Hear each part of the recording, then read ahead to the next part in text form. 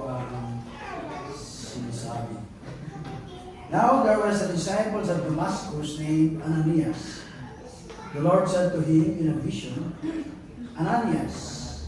And he said, Here I am, Lord. And the Lord said to him, Rise and go to the street called Straight, and at the house of Judas, look for a man of Tarsus named Saul, for behold, he is praying. And he has seen in a vision a man named Ananias come in and lay his hands on him so that he might regain his sight. But Ananias answered, Lord, I have heard from many about this man, how much evil he has done to your saints at Jerusalem. And here he has authority from the chief priests to bind all who call on your name. But the Lord said to him, Go, for he is a chosen instrument of mine, to carry my name before the Gentiles and kings and the children of Israel. For I will show him how much he must suffer for the sake of my name. So Ananias departed and entered the house, and laying his hands on him, he said, Brother Saul, the Lord Jesus who appeared to you on the road by which you came has sent me so that you may regain your sight and be filled with the Holy Spirit. And immediately something like scale fell from his eyes, and he regained his sight. Then he rose and was baptized, and taking food, he was resurrected. Lord, we live on normally and salamat to God this wonderful afternoon. Thank you for us, God, heard thy word preached. Lord, we pray that the Holy Spirit sa patuloy na magturo sa amin as we study thy word. Help us to understand, and may your name be glorified alone. This our prayer in Jesus' name. Amen. Kaya po ay makakapagpuli.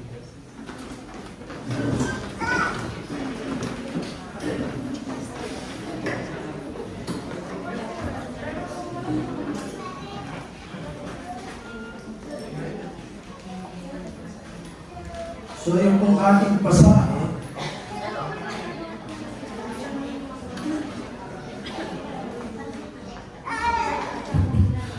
ay ito po yung naiwan no preaching ni Pastor Joseph noong Sunday. So, itutuloy ko lang po. Kung kung kaya tinuloy at so yung pong title, A New Creation. No, at nakita po natin ng nakaraan kung paano inilos ng Panginoong Jesus si Apostol Saul. At siya po ay inakay, tinuloy ng sa tahanan itong si Judas. So yung pong great outline ng ating Panginoon sa Kristo on the progress po ng paghayag ng banal na kasulatan ay meron pong tatlong statements. At ito po yung sinasabi ng Acts 1:8 from Jerusalem, then Judea and all of Samaria, and till the ends of the earth. At dito po sa Acts 9 na ito ngayon po natin nung nakaraan na yung paghahayag ng Ebanghelyo ay naganap sa Judea at Samaria. At sa kabila ng pagpapalaganap ng Ebanghelyo sa Judea at Samaria, sabi po dun sa ating pasahe ng nakaraan, but Saul, sabi po meron isang tao na pinipigilan o inahagdagan yung paglaganap ng Ebanghelyo. doon sa Judea and all Samaria. At doon po ay systematically na pahayag po yung Ebanghelyo throughout yung mga villages po sa Samaria o Judea. Dito po mga lingkod ng Panginoon, si Philip, yung iba pong mga Christians, at yung pong mga apostol, si Peter and John. At bagamat sila ay nagpapahayag ng Ebanghelyo doon sa mga lugar ng Judea at Samaria at iba pang mga lugar, ay may ginagawa ang Panginoon sa Jesus. He was preparing an instrument by which the gospel would move doon po sa third stage, yung from till the end of the earth. Ine-prepare na niya itong si Apostol Paul habang nagmi-ministeryo at nagpapahayag ng Ebanghelyo itong mga disipulo doon sa mga lugar ng Judea at Samaria. At mga nakaraan po nating pag-aaral ay nakita natin kung paano i-prepare ng Panginoon yung tao na kanyang ililigtas at ginagamit yung kanyang mga anak upang abutin sila, mahayag yung Ebanghelyo at sila ay manampalataya sa atin. Iniisipan po natin yung si Yunok. Si Yunok ay nagpupunta pa sa Jerusalem upang mag-worship. Bakit hindi sa Jerusalem tinatagpo siya ng Panginoon? Merong mga alagad doon, si Peter, si John, at iba pang mga disipulo. Bakit doon pa sa inang ng disyerto? At si Philip na nag-ministeryo doon sa Samaria, ay siya pa yung inutusan, katagpuin itong si Yunok. Hindi nyo ba naisip yun? Ganon kumilos ang Panginoon. His thoughts, His not our thoughts. His ways, is not our ways. Ito itong si Apostol Paul o si Saul. Siya ay nasa Jerusalem o sa Israel. Bakit hindi niya pinatagpo siya? Ba't hinayaan pa niyang lumabas doon at makarating patulong Damascus? At nung malapit na siya sa Damascus, and then he arrested Apostle Paul. Ba't hindi pa doon? Sabi mo nga, God's ways is not our ways. His thoughts is not our ways. Nakita po natin nung nakaraan that Saul was breathing threat and murder. Pag binasa mo po sa English version, it says, breathing out threat and slaughter. Slaughter, parang pinapatay niya. Sa Greek, ito po yung sinasabi, breathing in threats and murder. So, yun po, yung very atmosphere of death. Yun siya namumuhay sa crime. Ito po yung kanyang lifestyle. Ito yung kung paano ka humihinga. No, ayun si Paul Casinos supang patayin i-persecute yung mga mananampalataya ng ating Panginoon sa Kristo. At yung isa pa pong significant things dito sa paragraph no, na ating napag-aralan ng nakaraan, no, that in the plan of God to reach this man, Saul of Tarsus, to arrest him and change the direction of his life, the Lord Jesus had evidently intended for his to take place doon sa lugar ng Damascus. Why hindi doon sa Jerusalem? O hindi sa Israel? Why doon pa outside at doon sa Damascus? Marahil madalas na narinig ng pasaya. At marahil na hindi natin naisip na bakit kaya doon pa. Malinaw na ang Panginoon is maneuvering Paul. Siya ang gumagawa ng plan para kay Apostol Paul. At pagdating niya sa border ng Damascus, malapit na sa Damascus, ay kinatagpo niya itong si Saul. Ano po yung reason? The reason for this was because this man was scheduled to be in the program of God, the mighty apostle to the Gentiles. Siya po yung magiging apostle ng mga Gentile. At yung gospel po mula dun sa unang bahagi ng Acts hanggang sa chapter 9 ay lumalaganap po dun sa palibot ng Israel. But it was never God's thought that it should be so limited lang dun sa lugar na yun. Hindi niya ninayos ng Panginoon na dun lang lumaganap yung salita ng Panginoon. At nandito, tinawag niya itong si Saul upang dalhin yung mensahe outside or farther, doon sa lugar ng Israel. At ito po ay isang wonderfully graphic symbolism by which God underlines His truth. So on the way of Damascus, Paul was arrested, pursued by the relentless hands of God, of Jesus Christ.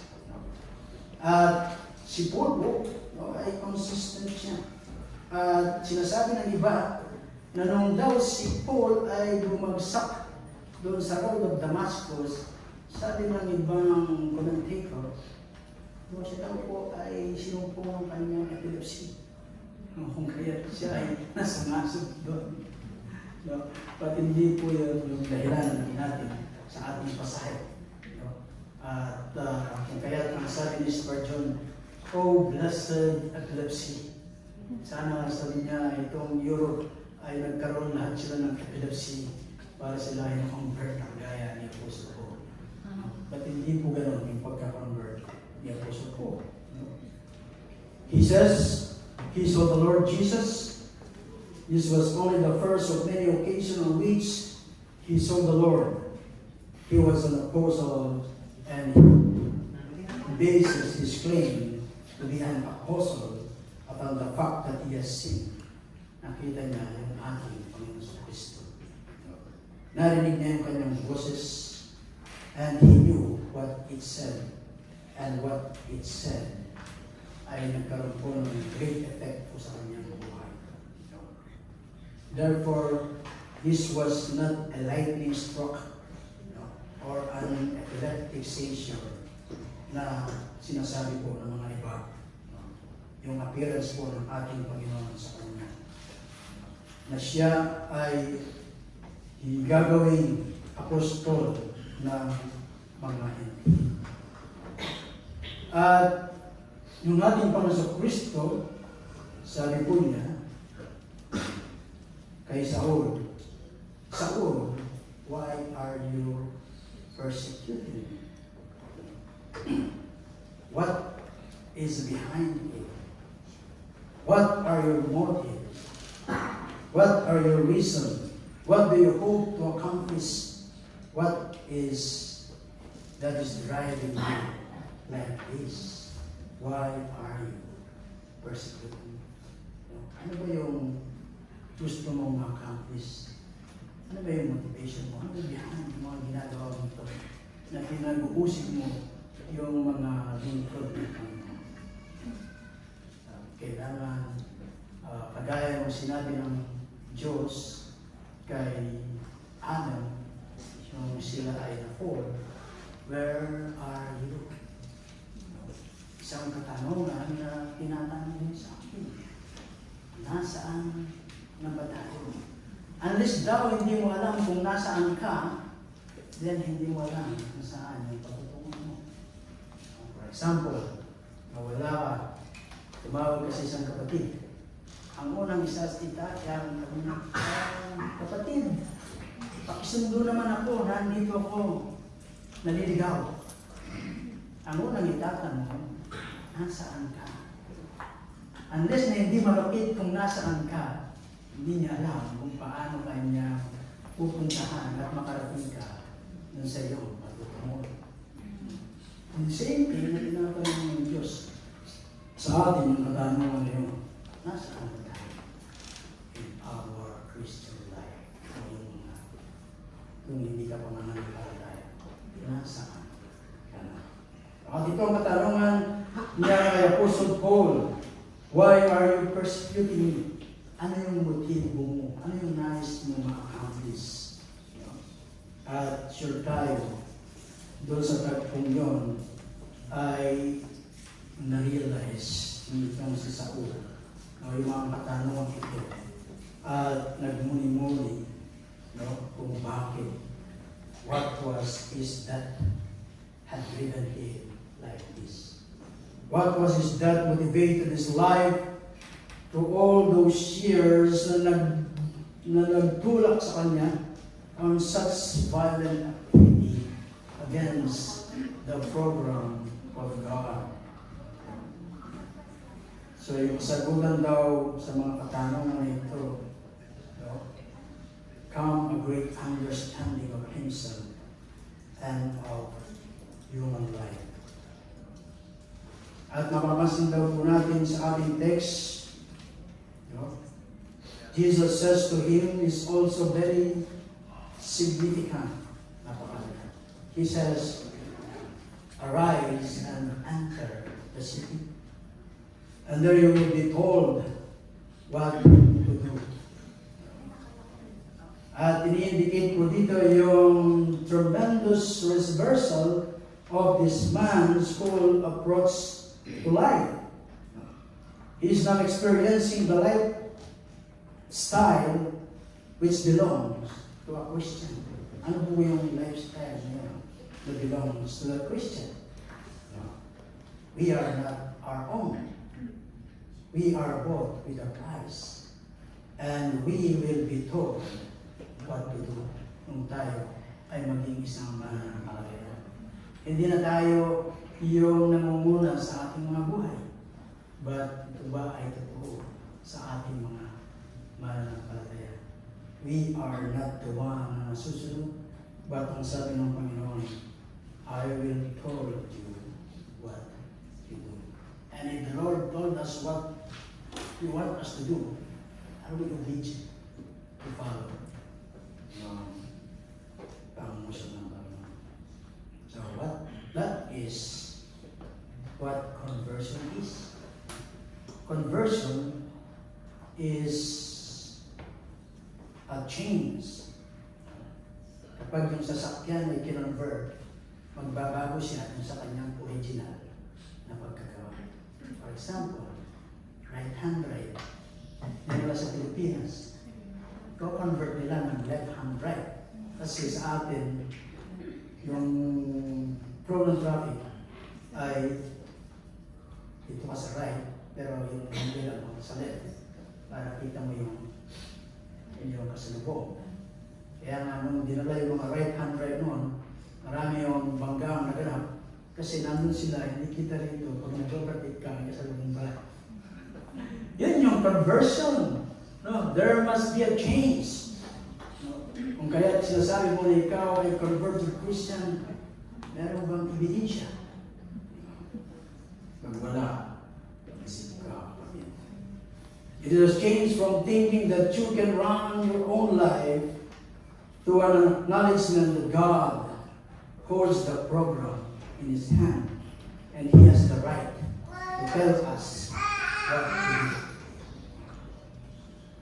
Ito po yung first thing na experience ni Apostle Paul when he became a Christian doon sa road of Damascus. This right of Jesus Christ to be Lord and to tell him what he was to do. The double conversion is a revolutionary change of government resulting in a radical change of behavior. Radical change of behavior. Kapag walang nagbago sa ating behavior, kung tayo ay maging isang mananampalataya ng ating Panginoon Kristo, then natin question po. That is what happened to Paul. he was put on a wholly different lifestyle. He was told to go into the city. Now he will no longer be giving the order. Hindi na siya yung nagbibigay ng order. No? Kung may mga pinapatay ng Kristiyan, masama siya doon sa na-agree. Siya yung nagbibigay ng utos. No? But he will no longer be directed man and sending them where he wanted them to go and doing what he wanted to do. But he will be told what he was to do. Siya na yung sasabihan ngayon kung ano yung kanyang gagawin.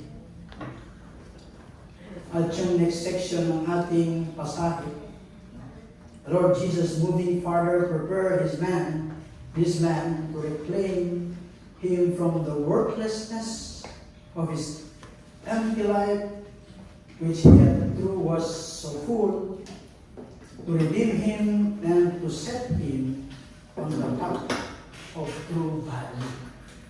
Yun po yung na-experience ni Apostle Paul doon sa road of Damascus. Tayo doon introduction ng ating sasabi.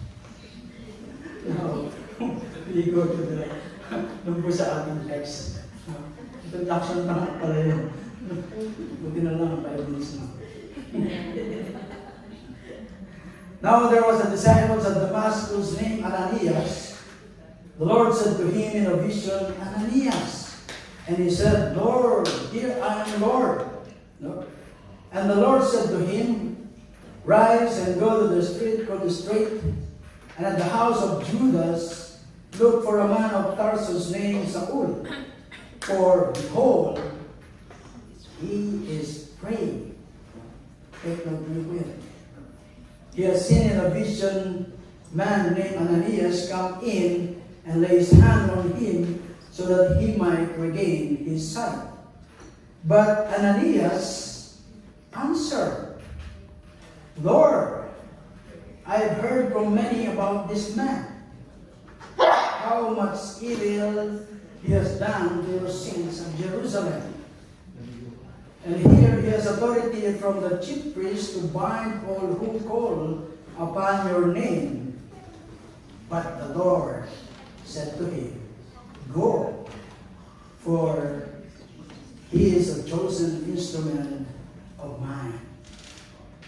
Yun po yung kaibahan itong si Philip kay Ananias. Nung si Philip, ang sabi ng Panginoon, ng Espiritu, tumungo ka dun sa lugar ng ilang, at kapatagpuin niya itong si Yuna. Hindi po siya walang tinanong, walang sinabi. Ay nag-obey siya, pataulo pa. But dito, si Ananias ay parang, sure. Kilala ko yung tao niya. Saan tayo? Kay Philip or kay Ananias? Pero marami kay Ananias na. Lord, malayo yung lugar. Disyerto, walang tubig doon. Lord, kilala ko yung tao na yun. No? Malayo pa pa ay alam mo na kung sino yun. No? Yun yung kaibahan ni Philip sa ni Ananias. Si Philip, hindi nagtanong kung bakit, basta nag-obey na parang sundalo, no? Obey before complaints, sabi nga, ba't itong si Ananias, madami pa ang paliwanag. So, dito, Paul is converted. He's a Christian, a new creation, gaya ng ating title. And what is the first thing na na-experience nitong si Saul as a Christian? Ano yung unang na-experience niya? So, nakatagpo niya itong Panginoon. In their conversation, naligtas siya at convert. And after that, na-experience po ito the life of the body of Christ. Hindi po ba napakaganda na dalawang unknown, obscure Christian are sent to him. He meets them and is immediately helped by the strengthening that can come from the body, from other Christians. Yun yung na-experience niya. Una, ay yung nangangalang Judas. Yun lang po yung alam natin. Yung name niya ay Judas. Hindi po detalye kung ano o sino itong si Judas. Saul is led to his house whom he was never met before. Hindi niya po na-meet yung mga to. While he is there, isang nanggangalang Ananias ay sinugo naman sa kanya upang mag-minister. Judas and Ananias. Hindi po ba daw ay napakasayang ironic, poetic ironic yung to, na yung banal na Espiritu ay pumili ng dalawang pangalan, tainted names na may bahid na pangalan. So, elsewhere, dun sa New Testament na ating napag-aralan na, Judas and Ananias, mga pangalan belong to other people, na ating mga napag-aralan. Si Judas, alam natin, the betrayer of our Lord, at itong si Ananias, the first Christians who to manifest the deceit and hypocrisy of an unreal life. Judas and Ananias. Yet, there are two people bringing the same names that are honored and used of God. Kaya kung may mga kapangalan kayo, ay hindi magandang reputasyon. Huwag kayong magpalit ng pangalan. Because God can use the same name for the good of His people and for His glory. It's just a little touch, but it seems so much like the Holy Spirit to use names like this. So ito pong mga tao na to ay nag-minister po kay Paul. So ito pong si Ananias, naunawaan natin, ay reluctant po siya na pumunta dahil sa kanyang mga nabalitaan kay Saul. At ito naman si Saul ay handa siyang kalagrin at even ipapatay yung mga mananampalataya o yung mga Kristiyano. Subalit ang Panginoon ay tiniyak niya. Ito, dito kay Ananias, na si Saul ay nananalangin. Nakita po natin sa ating pasahe, sabi ng Panginoon, He is praying. Ito daw po yung unang mark of a Christian. He begins to pray. Kung nung tayo ba ay naging Christian, gaya ba tayo ni Apostle Paul o ni Saul na nanalangin? O hanggang ngayon ay hindi tayo marunong manalangin. Alam ko yung tinawag yung Christian, no? Sa mga pagtitipon,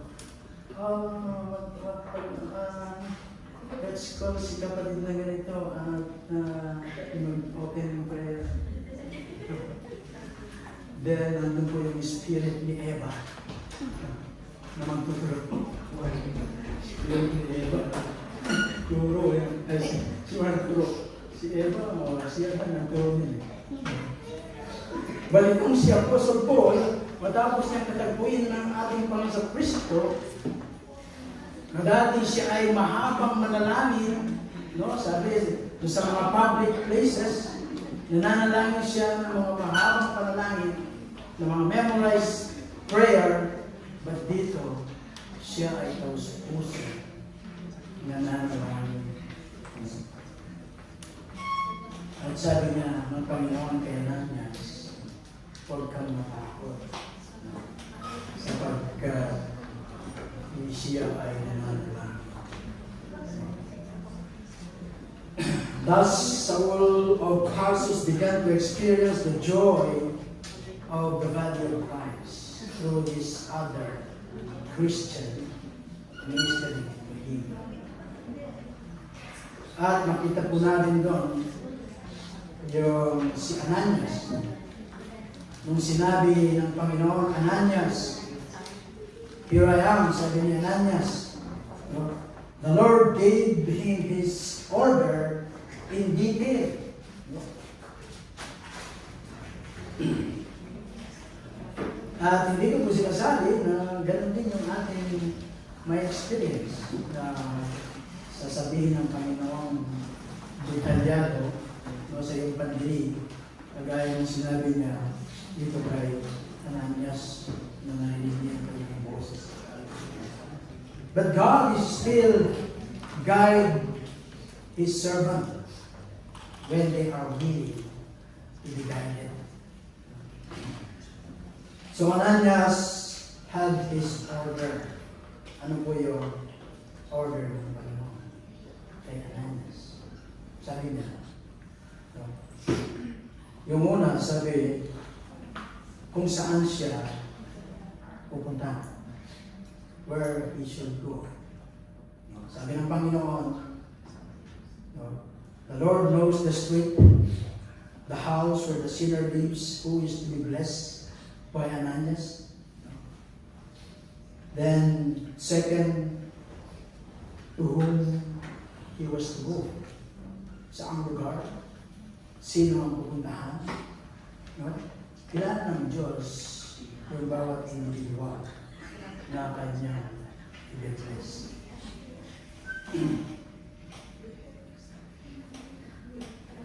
Bagamat daw there is no verbal direction, yet the person who falls sa ating mga way, no?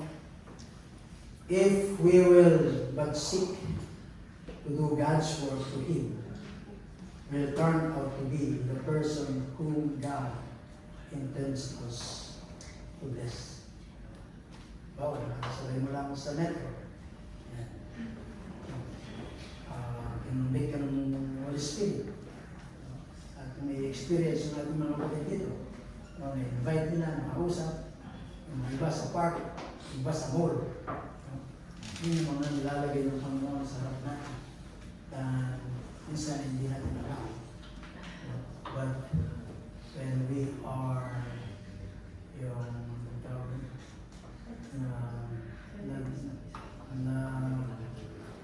narinig or natifil na hinudyukan tayo ng mga Espiritu to approach, then gawin lang natin yun. Hindi daw pwede yung isang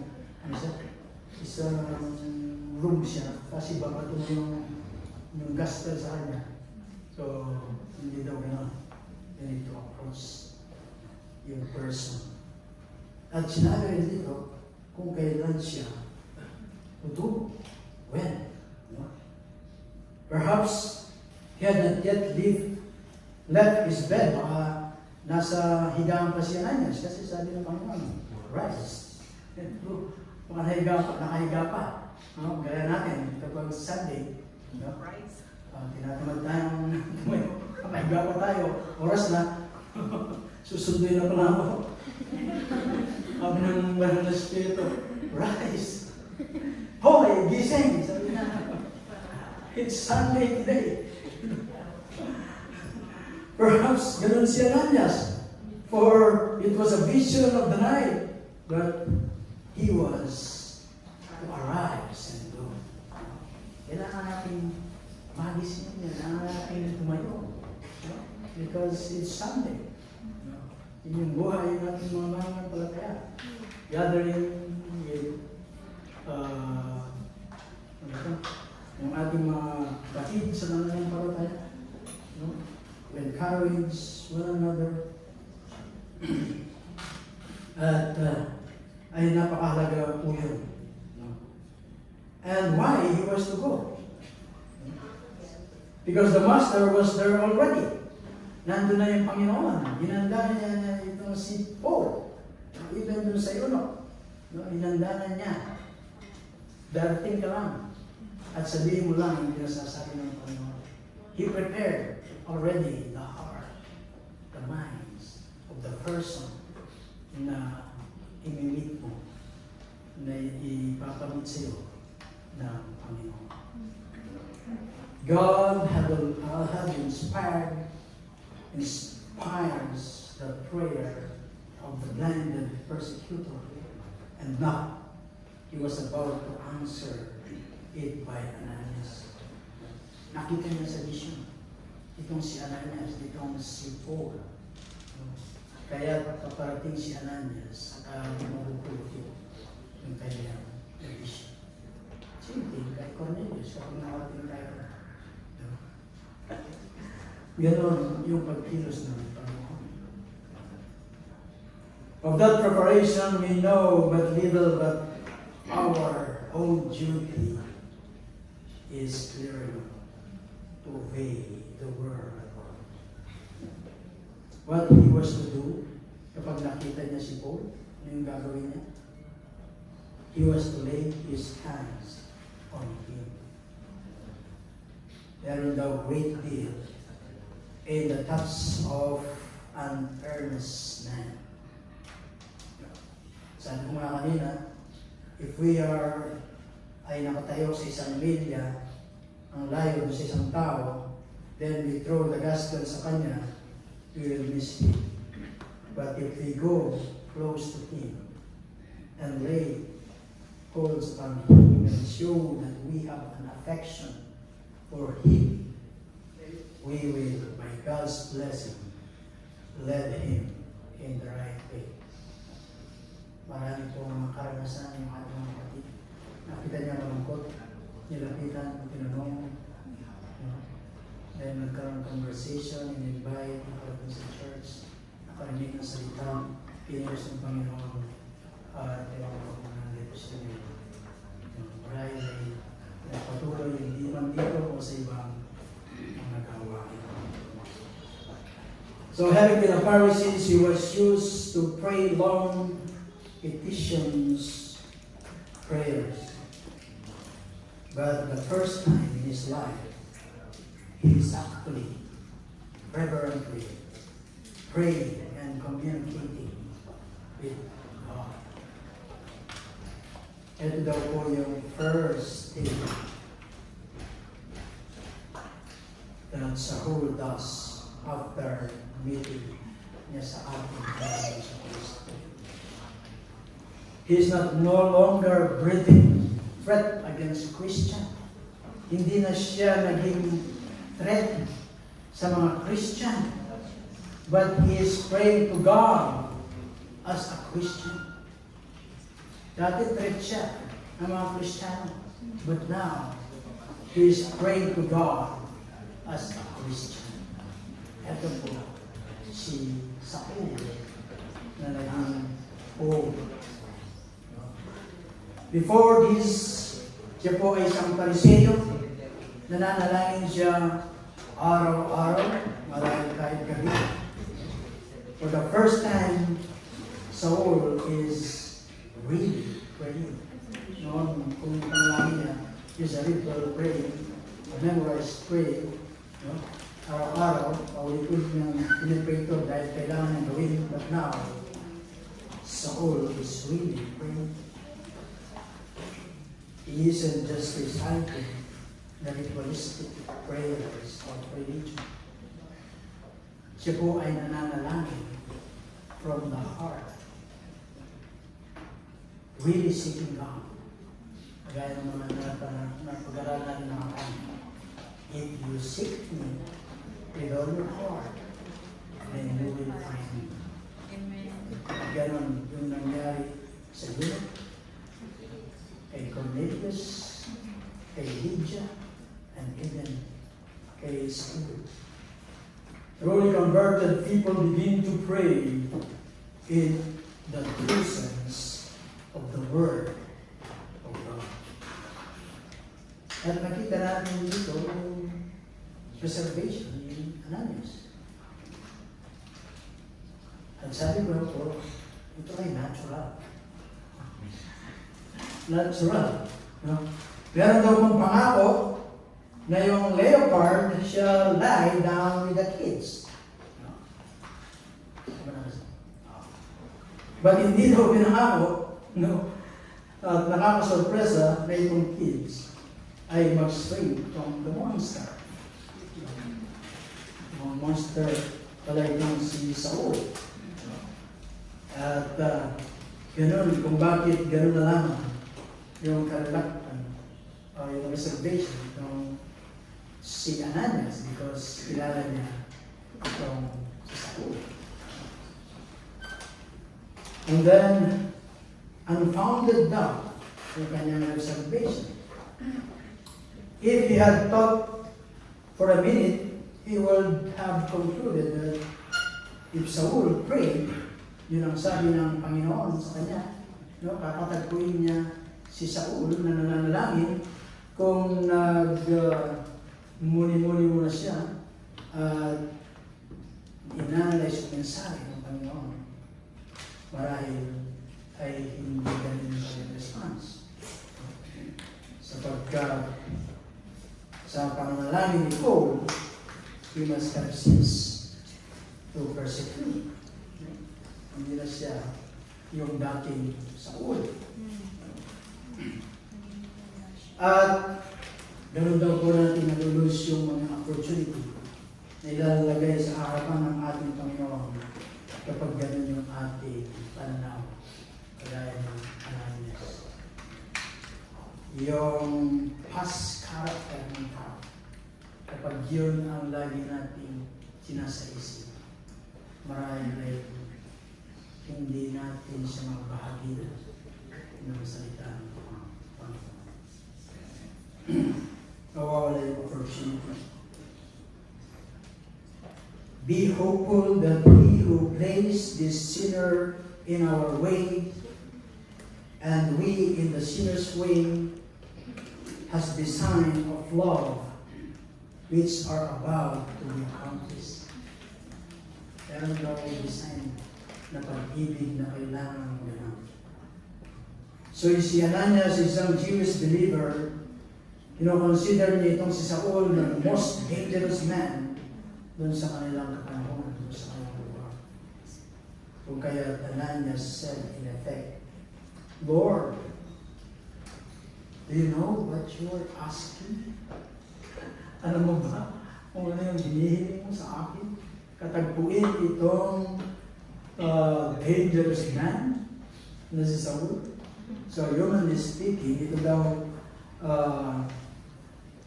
sagot ni Ananias by logic ay tama naman.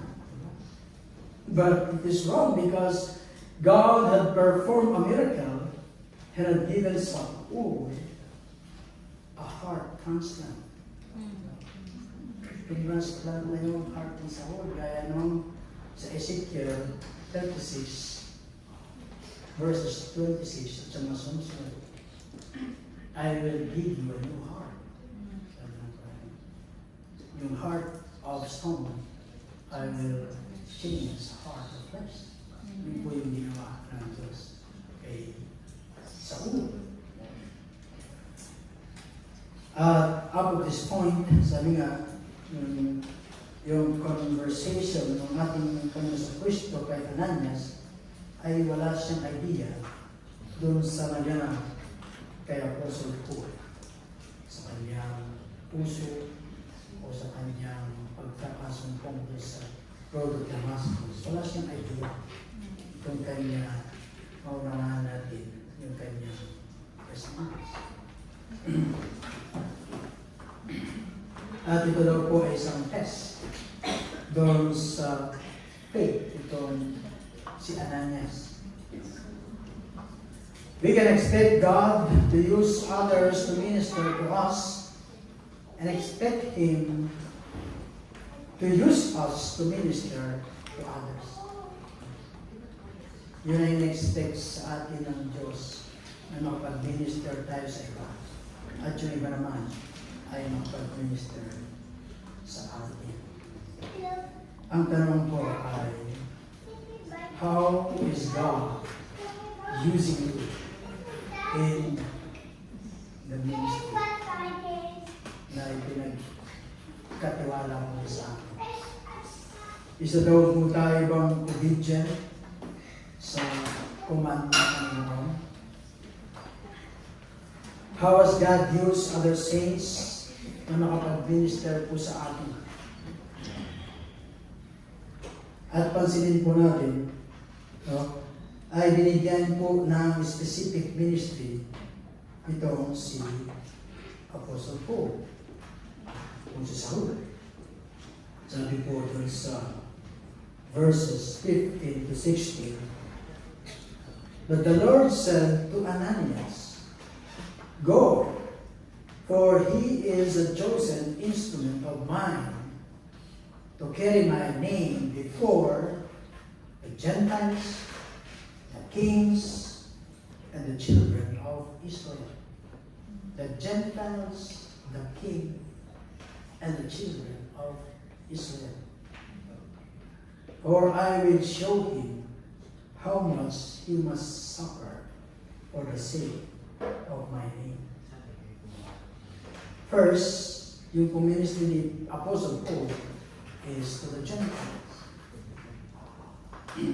the great body of pagan outside Israel. Kapag hindi ka Hudyo, then you are a Gentiles. And this outside, this pagan outside Israel, who knew not the name of the Lord of God, and were involved in pagan practices and worship. So ito pong mga Gentiles, gaya ng sinabi ko, are non-Jewish. No?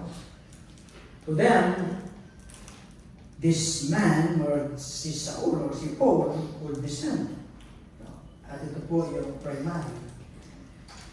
primary obligation, no, to go to the Gentiles. No? Kaya po later, sinulat ni Apostle Paul, he is the apostle to the Gentiles. At pagkatapos po nun, pangalawa, sabi dito sa ating pasahe, to the kings. Ano po yung ibig sabihin ito? He was to penetrate the power structure of the day in which he lives. Kailangan niyang pasukin yung mga makapangyarihan. He was to speak to those at the top, to minister to those who were in position of authority and influence. At kung babasahin po natin throughout the book of Acts, makikita po natin yung mga record of his appearing, no, paulit-ulit, no, before the governors, sa mga procurators, kings, and finally, even sa emperor. Ay makita natin na penetrate sila nitong si Apostle Paul. This man was called to witness to the up and outs as well as to the down and outs. Dun sa mga mataas na tao at even dun sa mga mababang uri ng tao. So his ministry, first to the Gentiles, then to the kings, and third to the children of Israel. Ay dyan po yung huli ng salis. Kita natin dito sa ating pasahe. Dinayos ni Paul na unahin niya yung kanyang mga kababayan. But dito makita natin, no? As we trace the further story of Acts, that there was a struggle, no, meron pong struggle dito sa buhay nitong si Apostle Paul. He longed to be the instrument by which Israel will be redeemed. Yung po yung nais ni Apostle Paul. Unahin niya yung kanyang mga kabayan na maabot na yung mga kabayan. But hindi po yung order. Sabi po sa ating pasahe, the Gentiles, to the kings, and to the children of Israel. Yung kaya, He wanted to minister primarily to the Jews, no? And he felt na equip siya na gawin yun, na maabot niya yung kanyang mga kababayan. But he was not running the program anymore. Hindi na siya nagpapatakbo ng buhay niya. No? Because sabi dun sa ating binasa, no? Papasok ka sa syudad at sasabihin sa iyo kung ano ang iyong gagawin. So hindi na siya yung magsasabi kung ano yung kanilang gagawin, but siya na yung pagsasabihan kung ano yung gagawin niya. Kung kaya dito, ninais niya na mauna niyang ma-ministeryohan yung kanyang mga kababayan, but hindi na yun yung program. Yung iba na yung program ng Panginoon sa kanya. The Gentiles, to the kings, and to the children of Israel. No? Hindi na siya nagpapatakbo ng program ng Diyos na. God had struggled din dito kay Saul, naturuan, no? But this was the order yung na kailangan niyang sundin. Although he had great impact upon his own nation, no? Dahil kilala siya doon sa mga anak ni Israel, yung primary minister niya ay sa mga Henry. And yun yung sabi ng Panginoon sa Kristo, no? Yung three groups of people kanyang ministeryohan: Gentiles, kings, and Jews. At itong si Saul ay meron daw siyang possess na flexible siya. Go anywhere. Yun po yung type of ministry niya. Go anywhere. At in-express po dito ni Paul sa 1 Corinthians 9 verse 22. No? Sabi po ni Apostle Paul, to the weak, I became weak, that I might win the weak. I have become all things to all men, so that I may by all means save some. Flexible siya. So, sabi nga, if you are Rome, you live like Rome. Hindi ba po yan? Hindi na pa po ba yan? No?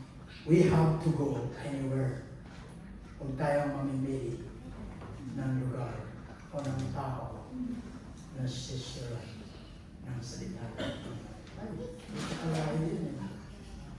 Okay lang, kung Arabic siya, hindi maka-English. Gahanap ka nung makakausap niya kasi hindi kayo magkakaintindihan.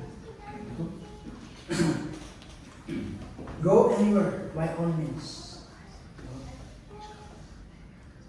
Yun daw yung magandang mentality towards those who are standing on the edge of eternity, destined and doomed to eternal punishment unless they hear and receive the gospel. They will experience ito kabahaman. Then the Lord revealed how He was to make His impact. No? I will show him, sabi po ng ating text, how much he must suffer for my name's sake. Paul was called to suffer. At ito pong salitang suffer ay ito po yung ayaw na salita. Yung suffer. Ay, hirap naman. No? Yet the Christian life, in every case or on every question, minsan madalas ay may kasama po suffering. Hindi po better process ng pagiging isang mananampalataya. Kaya nga yung iba marinig mo, kung kailan ba ako naging Christian, Saka ako dinaranas ang comfort. So, Christian life invariably involves suffering. The same man, Apostle Paul, isinulat niya sa Philippians, sa mga taga-Pilipos, they were called not only to believe in Jesus, but also to suffer for His name. See? And why is that? Yan po yung why is suffering ay parte ng buhay ng isang Christian? Bakit ba? Hindi ba nakakita ng yun?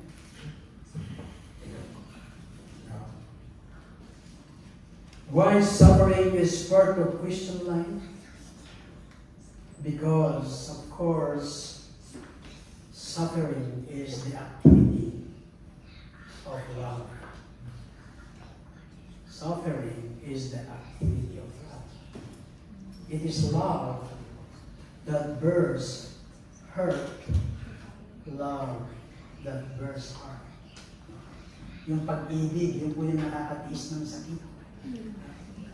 Kapag wala kang pag-ibig, hindi mo matitiis yung sakit. Kapag mo naman, ilang beses ka nang niloko. Kasi, because of love. Mayroon ka ng gano'n. Ilang beses ka nang niloko, pero pinagbibigyan mo pa rin. Pangako ng pangako. Tapos, gano'n na naman. Because of love. Tinitiis mo. It takes the names. It takes the heart. Ang sakit. It is willing to endure. Anyone called to be Christian must learn to suffer. Must learn to love. Love is hurt in the process of loving. When the love is masakit, in the process of loving. Kaya hindi natin matapos-tapos yung ating pag-aaral tungkol sa love. Dahil kailangan marating matutunan yung pag-ibig. That is why in this fallen world, love must always suffer. This man is called to enter into the suffering of Christ, Jesus Christ, because Jesus loved this world.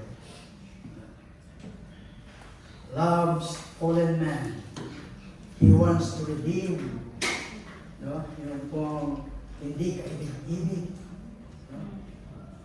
But he cannot redeem without bearing hurt in return. Isin yung suffering, kahit paulit-ulit ka nang nire-reject dahil sa mahal mo siya, gusto mo siyang mailapit sa Panginoon, ay paulit-ulit mo siyang dinadala. Lahat may mga resulta na ganun ang nangyari sa mga kapatid natin dito.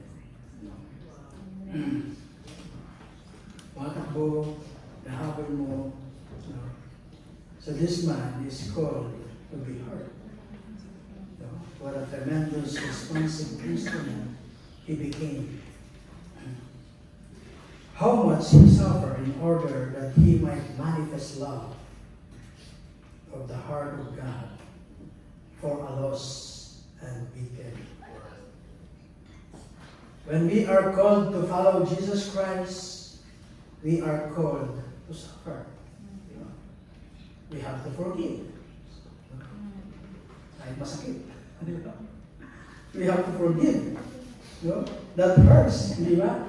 Patatawarin mo. Kahit paulit-ulit ka na niyang ginagawa ng hindi maganda. Hindi natin gusto yan, di ba? Yung magpatawad. Gusto natin ay makiganti. Revenge. We want our ego to be fed and a little and our pride satisfied. But God has called us to suffer and forgive. Yun daw po yung part of the Christian life. To suffer, to love, and finally, this man is not called to do this dun sa kanyang sariling strength. God never sent forth men at their own charges. He is called and equipped to do.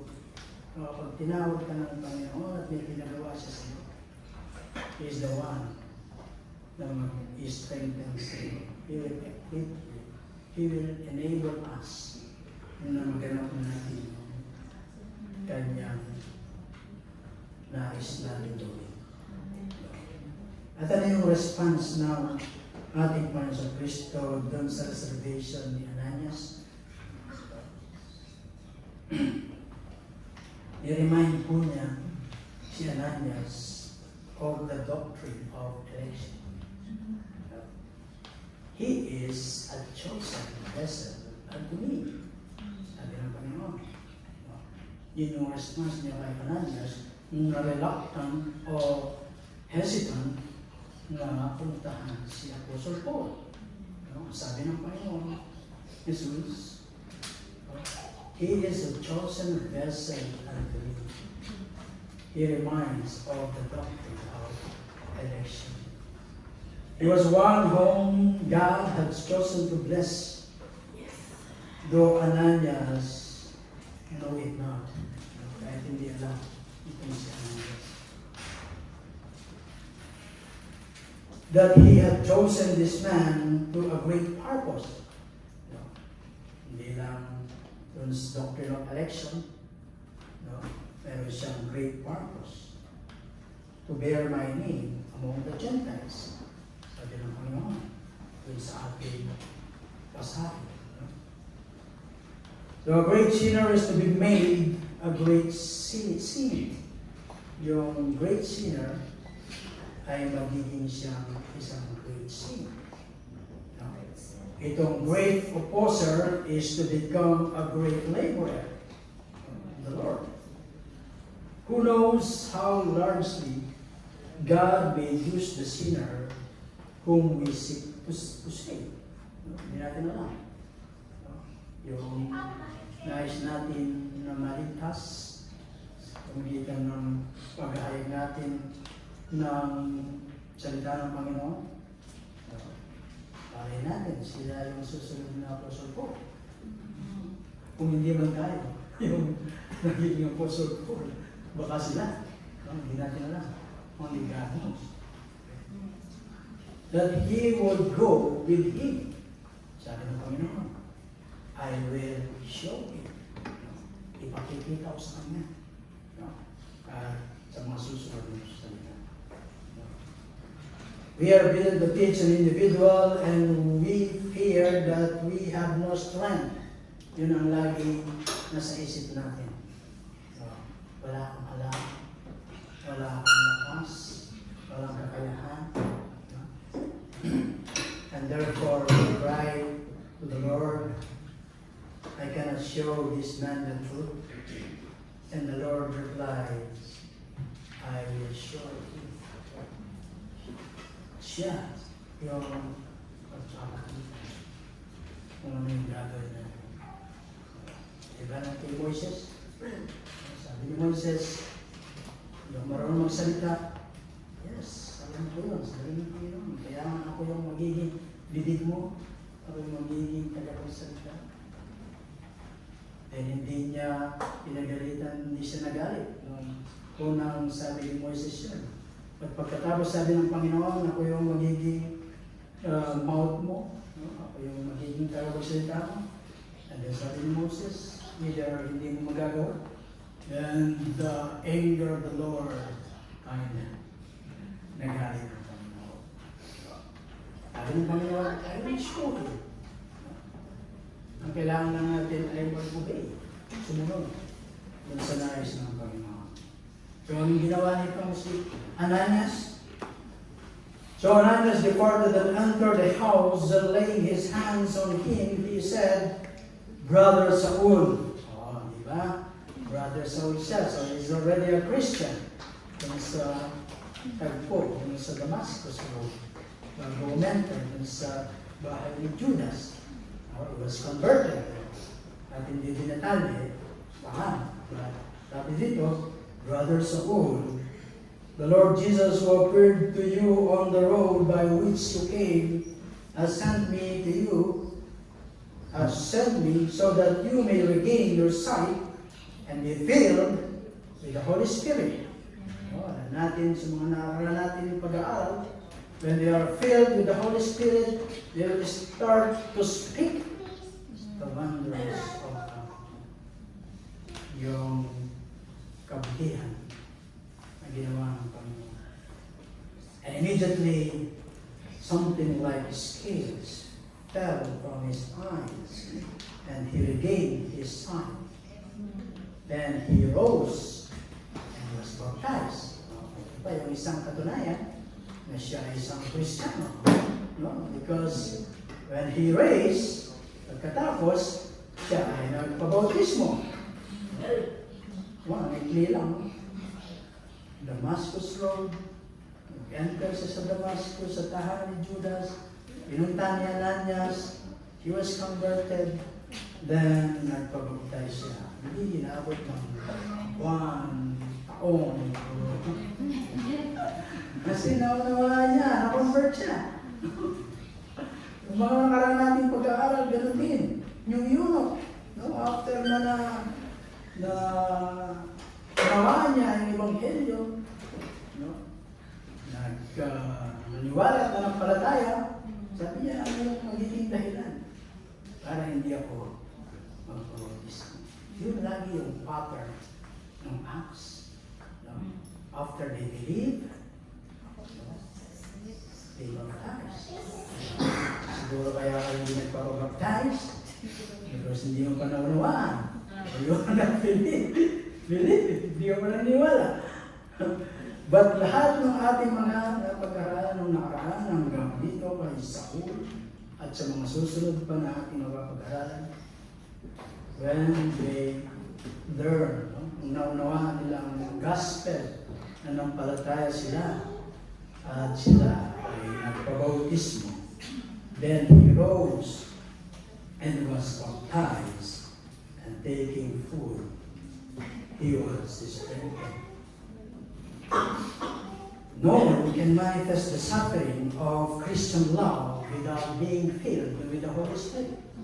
Kung hindi ka puspos ng banal na Espiritu, ay madali ka sumuko kung sa suffering na iyong may encounter as you follow yung pinagagawa sa Panginoon. Pinapunta ka sa ganitong lugar. Nakita mo yung sitwasyon, magpipit ka na. But if you are filled with the Holy Spirit, sabi ng ating mga pag-aaral, all yung Holy Spirit, nagpapahayag ng Ebanghelyo. His man needed such a feeling. As Ananias laid his hands on him, ay napuspos siya ng banal na Espiritu, itong si Saul. At hindi po siya nag-tongues. No sign, no manifestation. Simply quiet feeling of the Holy Spirit. Oh, hindi ka nagtatang, so hindi ka filled with the Holy Spirit. Hindi ako nagtatang. Maraming Christian na hindi nagtatang, so they are not filled with the Holy Spirit. No? Tignan po natin itong si Paul. No tongues, there were no tongues, no signs, no manifestation.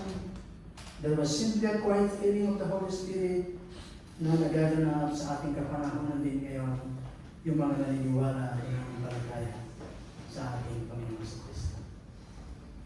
The Holy Spirit came to live in him, to dwell in him, to fill his life and equip him to manifest the love, the suffering love of Jesus Christ. That is what this man experienced. Yun yung naranasan ni Saul na naging apostle ko. Ananias departed and entered the house, and after laying his hands on him, said, so, nakita po natin, immediate yung obedience ni Ananias nung after niyang mga tuwira, then sinabihan ulit ng Panginoon, then dali-dali siya pumunta at pinatagmul siya. Pinatagmulpos niya itong si Saul. Formerly, he had expressed some reservation, but no longer after he had heard the word of Christ. Matapos niya marinig yung salita ng ating Panginoon Kristo, siya ay nagdamag. At ito po yung principle which Paul applies dun po sa Roman 10:17. Pag-sabi niyo po yung Romans 10:17. Faith comes from hearing, and hearing by the word of God. So narinig ni Ananias yung salita ng Panginoon. So, nandun yung kanyang pananampalataya.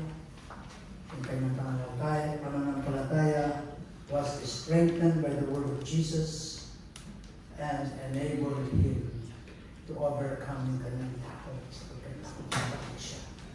Ito ay sakit. Gaya ng mga ibang Kristiyano na pinalagkad niya, pinatahan.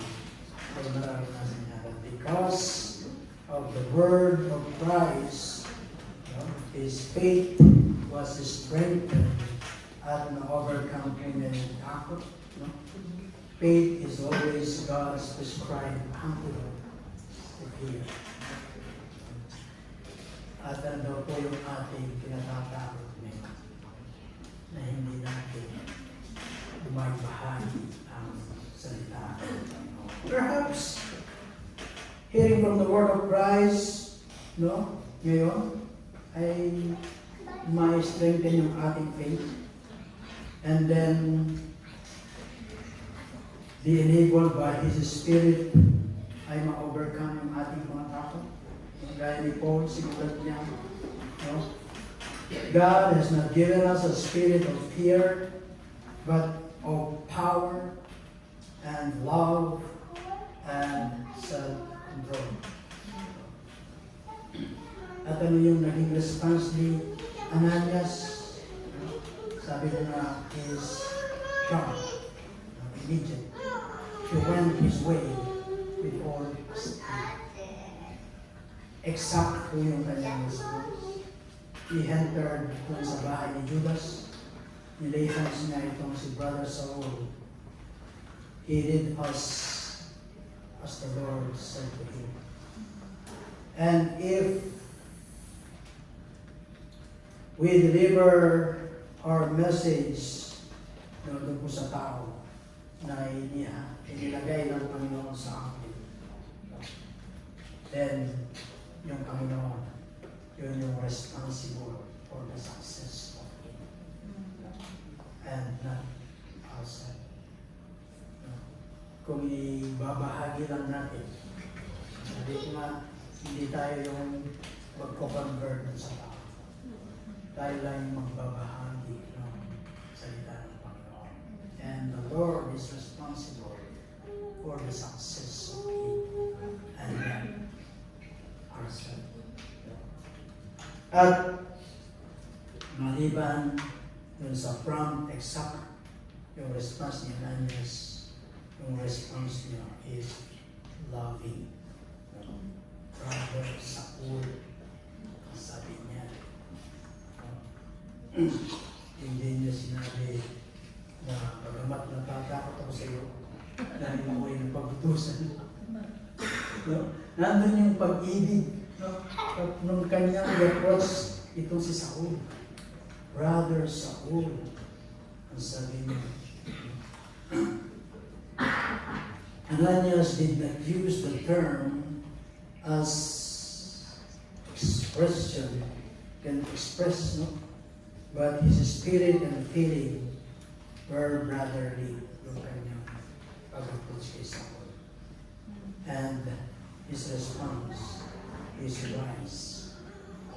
He did not pompously say, I am an ordained official. Nung ako ay isang, ano tawag dito? Sa mga matataas ang level na panggagawa ng Panginoon. No? Ako ay ordained na ganito, ganyan. Therefore, I speak to you with authority. No? Hindi ganun yung approach niya. No? The Lord, sabi niya, the Lord, even Jesus had appeared. Pinaalala niya yung naganap sa naganap na tagpo nila ng ating Panginoon sa Kristo. Kay Apostle Paul, at hindi niya sinabi na bagamat kami pinin-persecute mo, but he allowed conscience to do on his own work. He gives the item of his harangue, and the mightiest receive thy sight, and be filled with the Holy Spirit. At faithful folk yung kanyang response. From exact, loving, ano ba yung sunod? Wise, then faithful. Arise and be baptized and wash away thy sins. Now, po yung tendency with many is to say nothing upon this point dito sa huling pasahe na ito. But Ananias ay sinabi ko, arise and be baptized. Immediately, yung vision po ni Paul ay nagiba. Scale fell from his eyes. At nawala po yung kanyang mga pananaw sa mga gente. Kung ano yung mga pananaw niya, noong siya ay isang hindi pa siya converted, ay nagbago. Yung vision niya ay nagbago. Wala nang Jews or Gentiles. Ang lahat ay magkakapareho na. As men and women bearing the image of God and needed to be redeemed. Yan yung vision niya before. Hindi yung Jew ka, Gentiles ka, hindi na ganun. All are alike. So, he never again looked at them any longer as Jew and Gentiles. He no longer saw those division as he does us himself. He learned to judge no man according to the flesh, but to see in him only a potential subject for the kingdom of God. Yan po yung vision ni Apostle Paul. He took his peace as a Christian. He identified himself with those who bear the name of Jesus Christ. God has now prepared his instrument to carry the gospel out to all the nations of the world. We have all been blessed. We have all been blessed dito po sa conversion ni Apostle Paul. His life has made great impact sa bawat isa po sa atin. Not one of us would even be here if it is were not to these mighty apostles of the Gentiles. At nais ko lang din maunawaan that we can be changed even as Paul was. Kung tayo po ay hindi pa mananampalataya. Kung ma-discover daw po natin the same principle na na-discover ni Apostle Paul. Ano po yung na-discover ni Apostle Paul na kailangan natin na-discover? O na-discover na po ba natin? Masabi po niya, we who are nothing can fill with Him who is everything, and that will make us something. We who are nothing can be filled with Him who is everything, and that will make us something. Yung po, praise God po sa buhay niya. At hindi lang sa panahon nila, hanggang sa panahon natin ay benefit po tayo sa mga person. Even sa mga darating pa mga generation. And we are encouraged to be part of the ministry of Apostle Paul. I cry.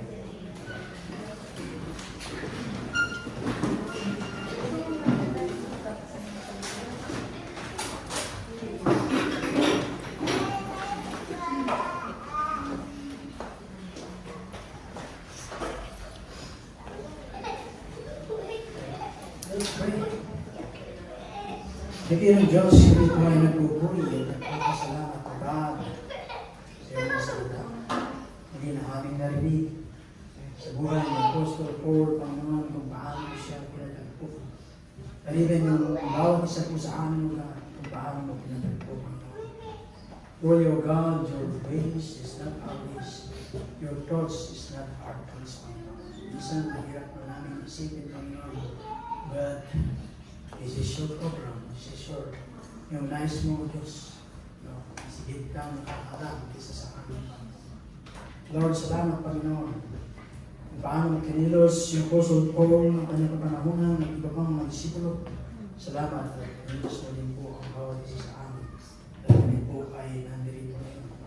Sama-sama ng nagpupuli at nagpapasalamat sa kaligtasan at nagkalala po sa amin. Even Lord, sa mga taong nilalamito, Panginoon, na wala akong tamang responsibility. At hindi lang, Panginoon, kung paano magkaroon ng kaligtasan, Panginoon. We pray, O God, sa pamagitan ng iyong mga salita at sa pag-ministeryo ng iyong mga Espiritu, O God, ay mapugsan yung kanilang mga puso at isipan. At maunawaan nila, Panginoon, yung kaligtasan na nagmumula sa aming Panginoon Kristo na siya ay namatay doon sa krus ng Kalbaryo upang kami mapatay sa aming mga kasalanan ay magkaroon ng buhay na lang. May you, Lord, give them the faith to God, draw them to Jesus. They will learn, Panginoon, makita nila, Panginoon, that we are or they are sinners. Kailangan ng kaligtasan po na Diyos sumpong langit sa aming Panginoon sa Kristo. Lord, salamat, Panginoon, sapagkat mo kami ay iligtas ng Panginoon. Ay binago po kami at patuloy na binabago. Gaya ng aming scripture reading, Panginoon, na sino man ang nakapag-isa kay Kristo ay isa ng bagong nilalang. Wala na yung lumang mag-cross, bago na yung mga Kristo sa aming buhay. We pray, O God, patuloy na pagkilos at pamuna ng iyong Espiritu sa aming paglakad bilang isang mananampalataya mo, Panginoon.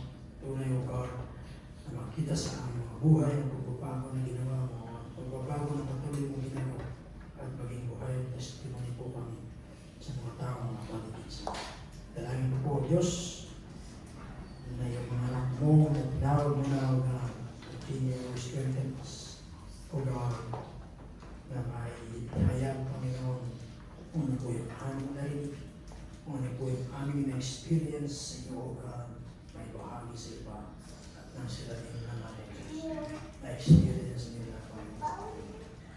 Yung mag-ilim na in-serve sa iyong mga pinili at pinawag, Panginoon, patuloy, Panginoon, kilusin po. Kung sino man narito, O God, wala kang tamang relasyon, Panginoon.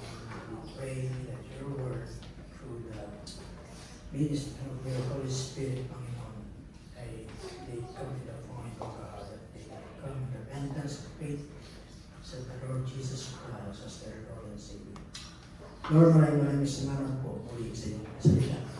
May your word, Panginoon, ay patuloy na ma-word po kami, patuloy na may courage, bigyan kami ng courage, wala yung fear, O God, especially sa command mo, that we share the gospel, Panginoon, the whole world.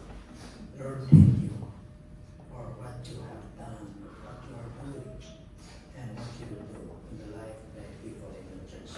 Salamat po, Panginoon, po yung aming Bis na pangalan ng aming Panginoong Jesus. Amen. Amen. Now to him who is able to keep you from stumbling and to present you blameless before the presence of his glory with great joy. To the only God, our Savior, through Jesus Christ, our Lord, be glory, majesty, dominion and authority before all time and now and forever. Amen.